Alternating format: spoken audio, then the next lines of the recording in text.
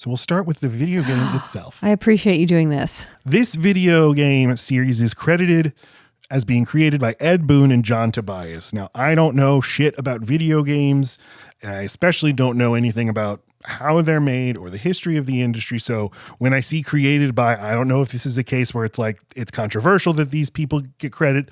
I'm sure there's a whole team of people who should get credit also, but that's just who is credited as the creators. And I know as a kid, I assumed this is like Mario or all the other video games I'm familiar with. This is a Japanese video game that they took over to America and translated it into English. But no, it's American. It starts in America, and it's a pastiche of all these Asian cultures and mythologies. So the first game was released to arcades in 1992, later went over to home consoles, and then the sequel came out in 93. They were both huge. The first two games formed the basis for the plot of this movie that we're talking about. A novelty of the game was that it used digitized photos for the characters rather than animation. And it was notably violent. There was lots of blood, and this was controversial. So the movie. I'm using as my source the 2015 oral history of this movie from The Hollywood Reporter by Aaron Couch. It is interviews with almost everyone except for the screenwriter, and I feel like he's definitely a missing voice, and there's not much information I can find about the screenwriter. But there's also things that I have questions about, like the Johnny Cage and Scorpion fight is very weird. It seems like it was done in reshoots, but I can't find any information about that. Yeah, it looks very much like it's in the Temple of Doom, like a Nickelodeon set, a game show. A lot of the sets are fun, though. They feel like I want to give you a version of a video game, and here it is. I mean, they feel as fake as they seem like they should. Yeah. I know that's not what you're talking about. They start off in this forest that you otherwise never see, and you don't see how he got there. It's totally disconnected from everything else. And I think that's because there is a trees setting, like there is a place where you go and fight in trees in the game. So they had to put him there, but yeah, they don't do a good job. Like, I mean, if all of your best friends that you've just made on this island, otherwise you're alone, are all watching a fight and fighting, why, Johnny Cage, are you in the forest? Just wandering around the forest, yes. In a grove. And because it's not disconnected to anything else, you don't see him leave. It's never mentioned again. It has no consequences on anything else. It makes me wonder, was this added? Did they think we don't have enough for Johnny Cage to do? That's interesting, because I find most of the sequences just kind of happen. They need to fight again. They need to fight again in another place. There need to be flags on the beach. There needs to be a ring on the beach. There needs to be a cafeteria. That's another thing. I mean, you would hope. I think the script is the weak part about the movie. Yeah, you would wish that each fight is part of building your understanding of the characters and where they're going, but it's not really that. It's not. And it's like some of them are just part of the place, and then the fight happens, but then the whole point of the island is that they're going to have matches, but for some reason fights keep breaking out that are outside of those matches, and it's like, who's got the rule book here, and can we enforce it? And I mean, when do these characters get to sleep? And where do they go to the bathroom? And where do they shower? I'm always worried about showers. I'm always worried about pooping and peeping. Yeah, and deodorant. And it wasn't until I watched Lost in the first season of Lost in 2004 that a character mentions we're almost out of deodorant. And I was like, finally, a stranded island movie or show acknowledges my greatest fear. And anything on a beach, and I'm wondering why no one is talking about sunblock. Well, yeah, there's that too. It's a big deal. I know. You'd just be agree. blistered. You'd have cancer. You'd be wrinkled. No one would want to find you. So the producer, Larry Kasanoff, he was a James Cameron collaborator. Apparently he was involved in the merchandising for Terminator 2 and was involved in the arcade game of same, and it was a big hit. So he was visiting some friends at Midway Games in 1993. Midway is the developer that makes the Mortal Kombat games. So he was shown the Mortal Kombat arcade cabinet, and he started playing it, and he was enamored and thought it had movie potential. So quote from Larry Kasanoff, quote, "I played the Mortal Kombat arcade game in their office for half an hour. I turned to the Midway Games chief, Neil D. Nicastro, and I said, this is Star Wars meets Enter the Dragon. This is not just an arcade game. This is a whole phenomenon. I said, if you give me the rights to this, I promise you I will produce this, not just in movies, but in every medium in the world. He looked at me and said, you're full of crap. It's just an arcade game. That began a 3-month process of me trying to convince them that it was more than just an arcade game. They didn't believe it because video game movies had recently failed. Like Mario Brothers, no one believed it. I finally wore them down, and they optioned the rights to me for an insanely short amount of time, which now I would never do, but it was my first deal at my company, end quote. So that's the other thing is video game movies. This is a new thing. Video games are, have been around a long time, but Nintendo takes off in the 80s. The idea that these can be mined for movies. Mario Brothers in 93 was the big failure. And I feel like they still haven't successfully done Mario, but I know people disagree. Successful in financial terms, though. No, like right. I know, just like a really entertaining Mario movie. Still. No, that movie sucks. But the movie that came out, the Illumination movie from 2 years ago, was like 20 times better. But it was the idea of like, people love Mario. We have to give them the most faithful, boring. Yeah. Just here's what you play in your game. This is now it on screen. And people reacted like, we love it. That's all we ever wanted. And it made $1 billion. But the original Mario Brothers movie was like, the idea was we can't literally put this on screen. We have to be very, very loose with what we're doing. It was just about the two brothers, right? And plumbing. Well, it's like this steampunk thing with real dinosaurs and. Oh, maybe I'm not remembering it at all. It's shocking. The Street Fighter, the movie, had come out the year before Mortal Kombat, and it was way less of a literal adaptation. It was also a lot goofier, and I think the idea was, can we make goofier? Have you seen the Street Fighter movie? I don't know. I just watched it for the first time. It is. Can you show me some scenes from it? Like not just some pictures, not video. Because I think that I thought this was going to be that. Raul Julia from Addams Family is the main villain. He's really good in it, but Jean-Claude Van Damme is the. No, I've not seen this. Yeah, it's more of a campy, silly movie. It looks a little more Power Rangers ish. Yeah, he this guy in the oral history, Kasanoff is like positioning him as the visionary who saw the future. Video game movies, it's gonna be huge. Quote, I never thought we were making a movie based on the video game. I always thought what we had to do was imply that the video game is the first incarnation of some story that exists sort of one up the pyramid. I always thought there's a story that exists and the first incarnation of that story was the video game. Now let's go back to that story and see how we can craft a movie from that. It doesn't contradict the video game. It adds to it. End quote. It's an interesting way to look at it. Yeah, I mean, he definitely was a visionary in that he saw that video games would become movies in a way, just not that they'd become movies inside of the video game itself. I mean, I feel like that's really the way video games have evolved, is playing a video game is more like playing in a real world in a movie. So this project was picked up by New Line Cinema, and they hired as their director Paul W.S. Anderson. He is credited as Paul Anderson on this movie because this was before the more successful Paul Thomas Anderson broke out onto the scene. But Mr. Anderson, British filmmaker known for his debut movie Shopping in 1994. That movie got him the job on Mortal Kombat, but he is a relatively inexperienced filmmaker, and they had not actually settled on a script. The script was ultimately written by Kevin Droney, and as I said before, he's not interviewed in the oral history. There are some people in the oral history who said he wasn't happy with what they did with his script, but they also don't seem happy with his script itself. Paul W.S. Anderson would go on to direct Event Horizon, Resident Evil. That's why he's with her. Mila Jovovich. She is Mila Jovovich, and she is his wife. And like his muse. She's in all of his movies. Was she in this movie? No, not this movie. But he has a movie coming out in March starring her and Dave Bautista, based on a George R.R. Martin short story, which kind of exciting to me. So who's going to play Liu Kang, the lead of the movie? Well, they definitely have to put the meat of the action and what is like the real draw of this movie on someone who knows what they're doing. And I think they did a good job. He's definitely the best part of the movie.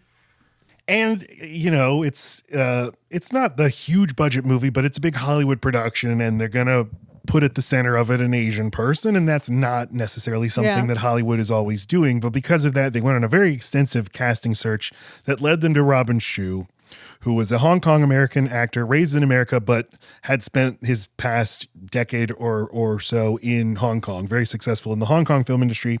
As an actor, a martial artist, and a stuntman, he made 40 movies in Hong Kong before he went over to Hollywood. So, yeah, he is ripped.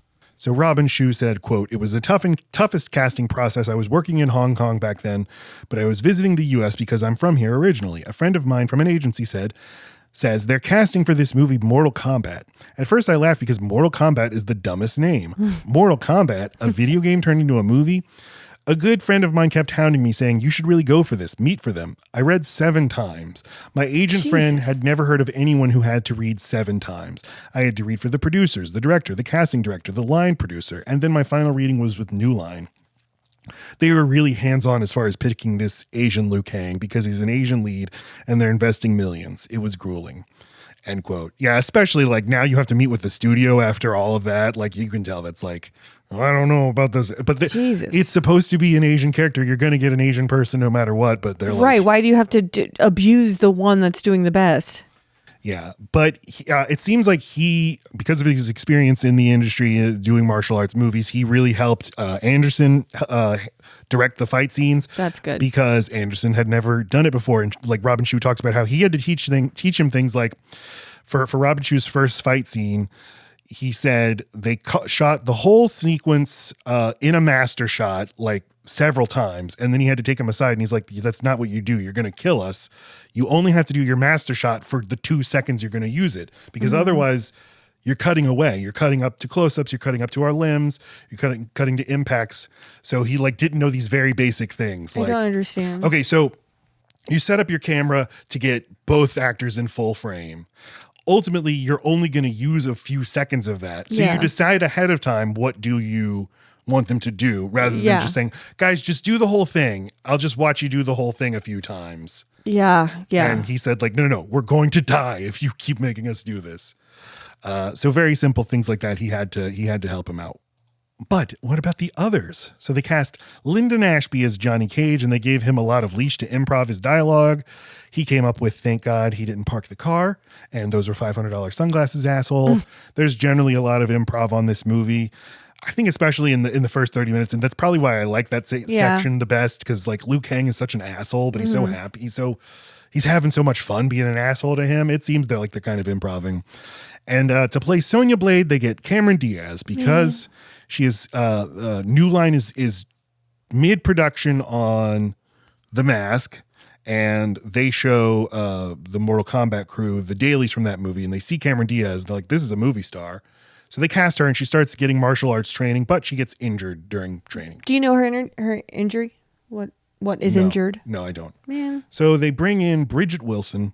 She said she also had to audition 7 times, but she got the role finally when production on Billy Madison wrapped.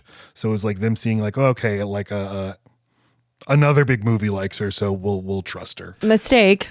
She too did all of her own stunts in fighting. I would fucking hope so. She does 4 things and all of them are in slow motion. She tires herself out while shadow boxing and just like warming up, just going, ha. Yeah. Quote, I did all my own stunts and all my own fighting, which was awesome. I didn't have as long to prepare as everyone else did because they were able to work with the trainers for a few weeks prior to filming. Luckily, they pushed my big fight scene with Kano to the end when we were in Thailand filming. So I had the duration of filming to train during lunch or off times. End quote. So, I mean, I guess if I'm thinking of her as doing all of it, that's really her all the time, that's much more interesting. And that the others were probably cast well in advance, and so they had a lot of time to work up to this, whereas they sign her and then ship her off to Thailand. They didn't explain to her what a person who's doing special ops is that always has their gun out like this with their stupid hat, who is like just being not quiet or stealth at all, but her whole job is to like find the bad guy. But she's like, he's over there. I'm looking for the bad guy. I'm looking for the man with the thing. And she's just beating up people at a concert to get to him. Huh. Where's Kano? You did not care for this performance at all. You were very angry at her the whole movie. It's clunky. It's not great. I agree with you. And her face never gets out of that one position. She's got a very distinctive, like, not pleased face, and it is all kinds of pointy. And I can't do it. It's like a double rock. I can't, like the rock twice, just like, I can't do my eyebrows like that. But she's displeased most of the movie, so she just looks like that. It's like, relax your face. Relax your face. I mean, she has a lot to be displeased about. Fine, but other people's faces aren't that severe, and they have more than just one look. She just has a very unique face. It is, yeah, structure. like she is supposed to be a badass, and so the way they communicate that is that she's displeased all the time. Right, she's just constantly pissy. And it's like, look, you're already on this island. You got a couple people who seem to like you, okay? Well, how about every single time you talk to them, you go, look, asshole, back off. I don't need any help. So you haven't spoken in 45 minutes, and you're still that hot? Until she's suddenly like, you're my best friends. It's like, but I didn't see the scene where you realized that you like them. No, right. And the freaking dramatic, I can't have that happen to you from fucking Johnny Cage that comes out of nowhere. And she's like, ew. On a sun-drenched beach. In silhouette, nearly. And then she gets kidnapped. She's like, my friends will come for me. Yes, we're best friends. And they haven't seen me naked yet. And so this Barbarella look I've got is going to be pretty exciting for them, I think. The Highlander. Okay, you've got a picture of the Highlander guy. In a cast of unknowns, the big name was Christopher Lambert. Jesus Christ. What? It takes a while to like this guy. Now, when he just fucking comes out of nowhere, he sounds like he's a voiceover, but it's just him walking up to a group of monks and he's just this white guy with this crazy hair, but don't worry, he's not white savior guy, he's a god, so it's okay that he's going to like tell all these people here what to do. It's just not that, coupled with the fact that Liu Kang does not get to be like more of a love triangle. So I think that would be more interesting if there was like a who's gonna get Sonya kind of a thing. No, they have to introduce an Asian person, otherwise it's not okay that Liu Kang has a love interest. Yeah, that's interesting. It's super freaking racist. Well, and they had an Asian lead. They can't also. Don't worry, guys. He's not going to get the white girl. Whew, that would have been just a bridge too far. Yeah, I didn't even think of that because they have the thing with Katana. Although they had a more explicit romance with them, but then they deleted it. They should have swapped them. I think that. So well, I mean, yes, I'm sure it is at basis like, well, we can't have him go with the white. But I mean, it had to be that because it sounds like they were so fucking nervous about millions of dollars being sent on an Asian lead. Yeah. Ugh, what a nightmare. Yeah. In like the video game mythology, Liu Kang is also the chosen one and the big hero. So I think that they feel like, well, he has to get with Katana because she represents the aristocracy of the other side, trying to lead them to like the light. So in that way, okay, they need to have him committed. Yeah, I'm sure, but I'm sure the actual explanation is racism. Raiden in the games is an Asian man. The video game producer said, you never actually see his face that clearly in the game. He just has that hat. So, it's okay. I mean, yeah, it sucks that a character in the games who is Asian gets cast as a white person. But I do love this performance. I love Lambert. You've never seen Highlander. No, I haven't. And it's so bizarre.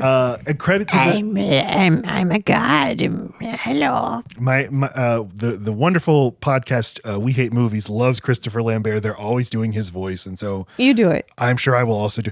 Hi, my name is Reed. It's Peter Lorre or Vincent Price, basically. But like they love him and they love his performances so much that when they did an episode on the new Mortal Kombat where Raiden is portrayed as an Asian man, but still they were doing the Christopher Lambert voice for him because that's all that they can do. I end up really liking him, but it is jarring that he seems to always appear out of nowhere. He's just sitting on something. I think they're trying to give this like impression of he's a god. He can pop in and out. He's made of lightning. But they only show you him get away inside of a lightning flash once. And so the rest of the time it's just like, did they forget he was in this scene? They just like pan over. It's like, I thought you'd never make it over here. I don't know. They had him for a more limited amount of time. He was the most expensive member of the cast. And like, he's the big name in the set, but still it's like, well, you're the star of Highlander. Now he's a big deal in France. I know that. He's like one of their biggest, most respected actors what in does he America. Talk like there? I meant to look up a clip. God, I have to know. What does his voice sound like in French? Je m'appelle Chris. So here's a quote from Mr. Lambert. I had lunch with Paul Anderson and Larry Kasanoff, and they offered me the part. They gave me the script, and it was a fun script. Before I said yes, I watched Paul's first movie, which was great. Then with the hat, the robe, the white hair, all this was obviously building the character. In the movie, because of his powers, he doesn't need to train to practice. This was also good. It was the one and only action movie you didn't have to train for. And they're not going to look at my body at all. I don't have to be ripped. Right. But it's funny. In Highlander, the role in Highlander that describes is Sean Connery. Sean Connery's in that movie. He only filmed for a week, and it is a performance where he's just standing or sitting the whole time. But just like, good job, Highlander. I also talk gravelly and weird. And he's the sort of mystical, old, slightly elusive kind of trickster god. All right. But this guy, I just love his energy. I love...